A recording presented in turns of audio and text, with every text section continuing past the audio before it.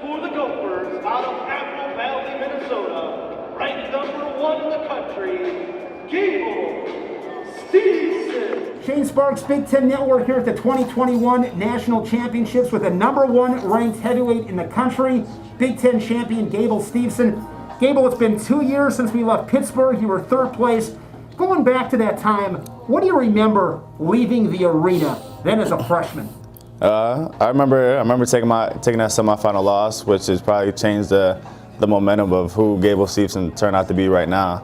I think leaving Pittsburgh with a third place medal, knowing that I should have won that first place is a big disappointment to me. And so I'm coming into this national tournament with a good chip on my shoulder, with a lot of things going on, like this Hodge Trophy contention and my first national championship. And so I came here to win. I came here to be serious. And it's 5 matches, 35 minutes. If they make it that far, which I don't plan on letting everybody make it through 7 minutes. You talk about the Hodge Trophy, and we'll go all over the board on this conversation, but that's something that means a lot to you. You are not afraid to say, I want the Hodge Trophy. I mean, it don't really matter to me, but Spencer is the top dog right now, and he's gonna, just depending how results go, he's gonna most likely get it. But I mean, if I match the stats, I think I have a good chance. But I mean, the Hodge Trophy doesn't matter at the end of the day. I need this national championship as first step. You win the national championship, you can get a Hodge Trophy. You talk about that chip on your shoulder. What things did you do? What adjustments did you make to really sharpen that chip? Just making sure everything was on point. To be honest, I think freshman year I was kind of getting too relaxed on who I was, worrying about doing the wrong things. And I think coming in this year, making sure that I am prepped up to be the national champ, have 7 minutes in the match. If they make it past that, then they make it past that, because I'm ready for anything that steps forth. You're young, you're not even 21 years old yet, so as a freshman, you're what, 17 years old when you go to Minnesota? Oh, yeah, right when I got there, I was 17, yeah. So you're a young kid trying to figure things out. When did it click for you? Because I would agree, watching you at that stage, super, super talented, but trying to figure it out as I mentioned, but things have changed. Do you remember a moment or two when the light went off and said, okay, now we're going to make these adjustments to really elevate our wrestling? Probably, the light probably switched losing the matches. I think if I would have probably never lost the matches, I probably wouldn't have been the wrestler I am today. Put together in all aspects of my game, just like smarter overall. I think freshman year I was just worried. I was just going out there just to get takedowns and not really knowing like how I was gonna do it. I was just shooting, gassing myself out mid-second period. But now I'm going out there and I can dictate a match easy, and I can read how the other guy's feeling. I can read right when we step on the mat, does he really want to be there with me? And I think the biggest switch is being able to understand what that guy feels before he goes out there. And I know a lot of these guys come in here want to win the NCAA Heavyweight Championship, but do they really think they can? No. You appear, from my perspective, to lack zero confidence. Are you ever a little bit nervous, any kind of anxiety, or do you feel every time you toe the line, it's just showtime and time for you to do what you do? I think it's more of an excitement. Last week I was worried, just like, when is my time to go? Like, is it time? And I was asking him, but there's never a worry in my mind about being nervous about my opponent. I mean, there's all these great heavyweights out there, and I think that me being nervous and being scared of them is a fault in me. And I think that there's no reason for me to go out there and think about it's the #2 guy in the country. I think once I start looking at it like it's just another body, the game changed a lot. Looking at your career at Minnesota, great coaches, a lot of guys have had success. With Brandon Eggham, he was an upper weight. Trevor Brandville, one of your assistant coaches, he's an upper weight. What kind of influence, impact have those guys had on your wrestling? And as you as a man? They've had great influence. I mean, Eggham and Brandville have been there for a long time now. Since Brandville came in, he's been my #1 practice partner besides Tony Nelson and a few others. And just being able to wrestle different guys in the wrestling room is a great thing. A lot of people don't get the experience. Coaches that have accolades as Trevor and can come out there and give you a match for 7 minutes, even though when he's like 50 years old almost. So, so I think people just, I mean, it's great to have guys like that in the practice room that you can bounce around to, and he can pinpoint like exactly what you do, and we can just make it better in like an instant. So it's nice to have them around. You've had a ton of success trying to remember all these accolades. 4-time state champion, out of Apple Valley, two-time cadet world champ, junior world champion, successor at the college level. When did you realize you were different? I probably realized I was different.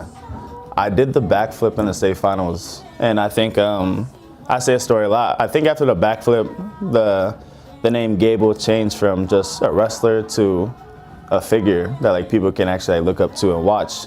And I think normally back in the day, heavyweights were worried about we'll get one takedown, ride the match out. And I think that seeing that athletic heavyweights are coming into the scene, more people are tuning in. And I think me being different in my showmanship, charisma when I step on a mat, confidence, brings a new elevation to this heavyweight game and is making a lot more people tune into who I am and what I'm going to do and tune into heavyweights overall. Are you a wrestling fan? Were you a wrestling fan growing up? Yeah, I was. I loved Iowa. I was my #1 team back in the day. Just their mindset, I still try to incorporate into my wrestling now.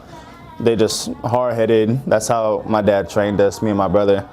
Just go out there, be hard-headed, wrestle 7 minutes, and don't nothing easy. And so I mean, it's still there as you can watch. I still get the showmanship and people thinking he's too arrogant, this and this. It's just how we've been our whole lives, and I don't see nothing wrong with it. If coaches are fine and their opinions are good, then no one else's matters. Who are your favorite guys growing up to watch wrestle? My favorite guys growing up, I loved, I was probably like 9 years old when I was like winning all these titles before Penn State came along. But I loved Metcalf. Metcalf was like the most dominant to me back in the day. Ramos was too. McDonough, Montel Marion was popular back in the day. And so those are my like favorites right there. You had a chance to meet those guys ever? Yeah, I still have a little shirt. Like I was like a size medium. I was like a size medium at like 8 years old because I was Bantam 90 plus. So I came in and I still have all the signed shirt from McDonough. I think Telfer was on the team, a few others, and just I still got it to this day. What are you thinking about right now? You got 3 days ahead, big 3 days of wrestling. What occupies your mindset? I'm chilling right now. I think, like I mentioned last week in my interview after Big Ten, the finals, I'm not worried about any other heavyweight out there. I think the most worried I am about is about how I'm going to perform myself. And I think I got what it takes to be this year's national champ by a great margin, and I'll prove myself this week. I don't know if I read it, heard it, don't even know if it's true, so I'll ask you. That you wanted to tech your way to a title. Yeah. Is that accurate? So it's not about just going out and winning. I mean, you want to put on a show and really put a stamp on this thing. Yeah, I want to put a stamp and show people that I am a dominant heavyweight. A lot of people gave other heavyweights chances and think that they could compete with me this year. And it's time to reprove that they can't compete with me and that there is the biggest gap ever between me and the #2. What are you most proud of in the way that you've developed in wrestling?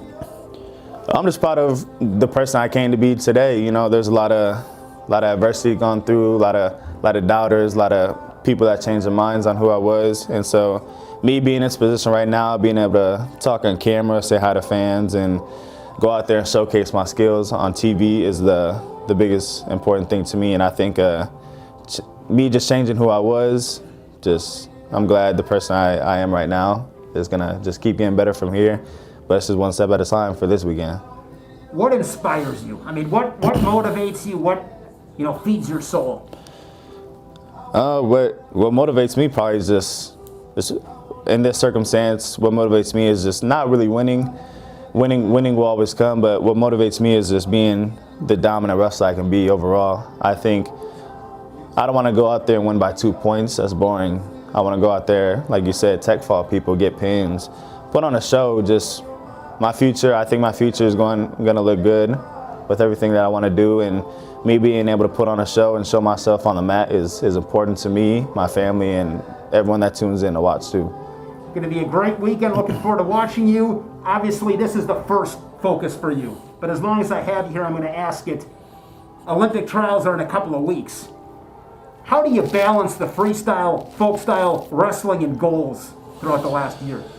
Right now, we just locked into folk style right now. We haven't even trained freestyle. I think the freestyle training compared to folk style training is very similar. And so just worried about winning this national championship at first. Then I'll come back Monday, get right back on the mat, try to go in that Olympic trial spot, which I think I can too.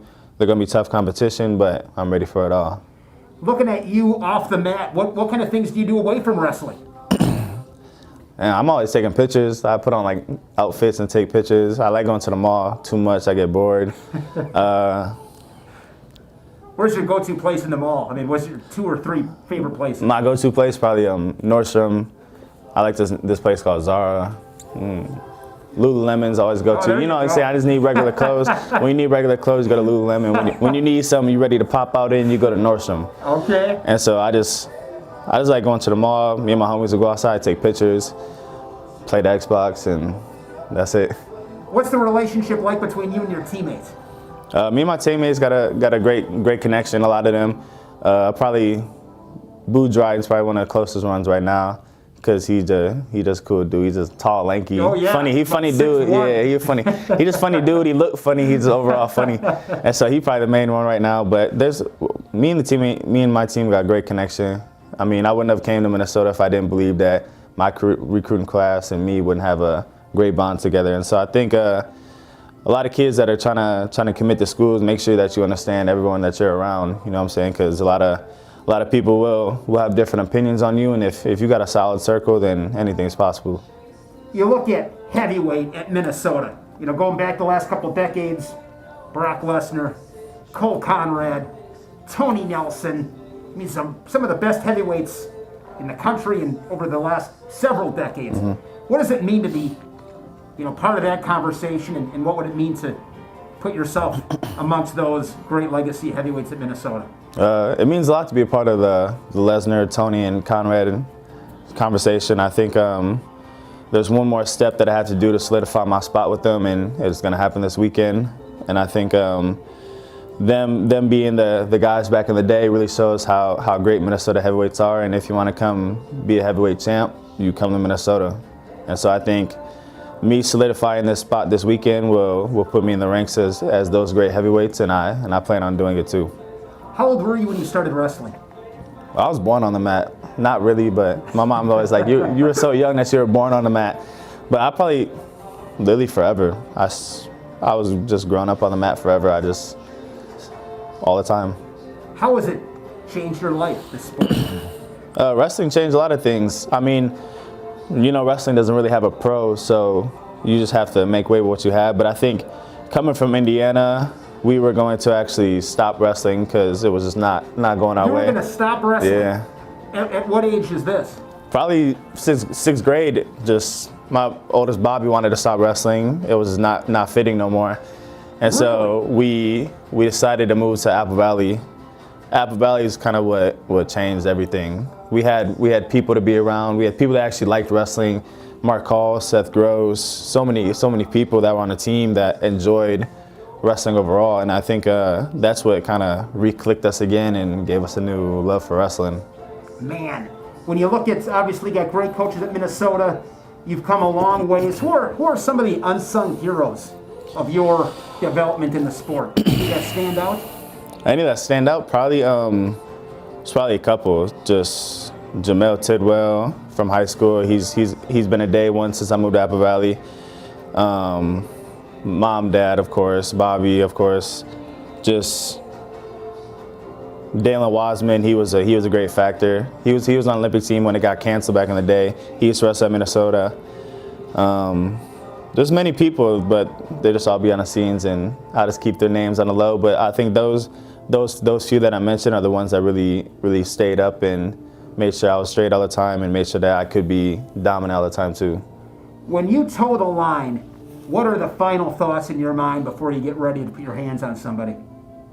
There's really not any major thoughts. I think it's just as the match goes along, you see when I do the shuffles and stuff, I don't think about it before the match. I just go out there and it just happens at the right time. I don't know, I just have this sense where it clicks at the right time. But before I step on the mat and my toe hits, think about how I'm gonna take it down first. Once I take it down first and I get the feel, then it's go time. What's the story, Gable, between you get the pin and then you run off the mat real quick and then you know, show a sign to your teammates? Where did some of this stuff originate? I've been a goofball since I was a young kid. I just didn't have the place to show it. I've always like have jokes on my sleeves and wanted to be like the person that people looked at to be funny. But as I got older, I just didn't want to be like the clown like that. And so wrestling kind of gave me the spot to, if once I get the pin, I can do the flip or I can run off the mat quick. And so I've always been like that. I just decided to showcase it a little more. And people like it, people don't like it. I mean, it happens. People are gonna like who you are one day, and people are gonna hate you the next day. It doesn't bother me.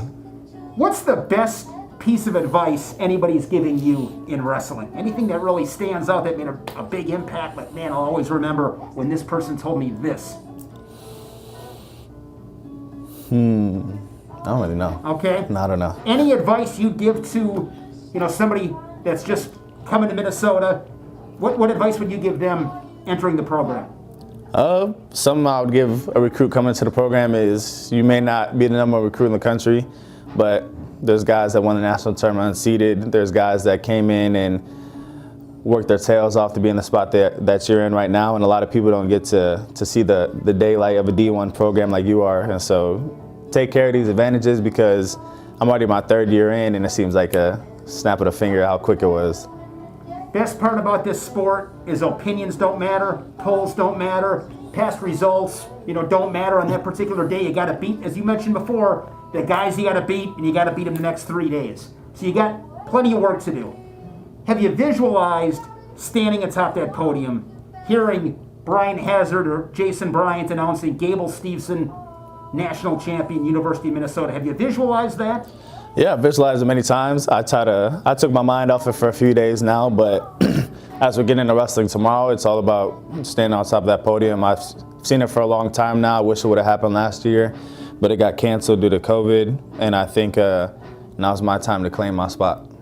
You've been atop the podium at some of these, you know, great events across the world in your career. What are the thoughts that enter your mind when you are on top of the podium, either listening to perhaps a fight song, national anthem? Can you describe that, put that into words? It's just like I finally did it. A lot of times I repeated it, such as World Championships, but being on top of that podium, just like you feel superior. Just like you own that moment for that 30 seconds you're up there, and when you get back down in wrestling, you got to restart the next day. And so that's where the hard part is. You can't really sit on it, because there's always someone at home watching that wants your spot and is trying to take it. But you just got to get back to work, that's all. Really appreciate the time. Thank you so much. Enjoy these next 3 days. It's been a lot of fun watching this season. Thank you. Yes, sir.